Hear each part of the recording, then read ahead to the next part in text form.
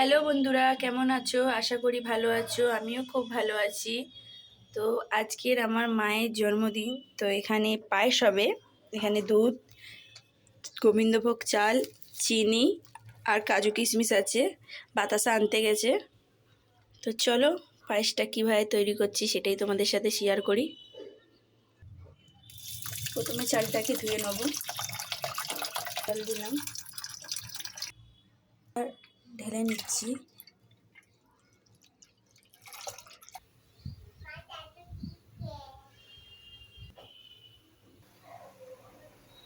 চালটা ধুয়ে নিয়েছি বন্ধুরা, এখানে ঘি অ্যাড করব।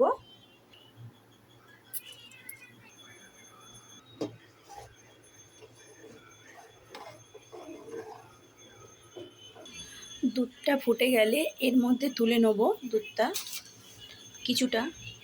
এখান থেকে কিছুটা দুধ এর মধ্যে তুলে রেখেছি, পরে লাগলে অ্যাড করব।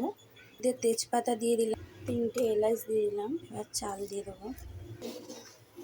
চাল দেওয়ার পর একটু নেড়ে নিলাম।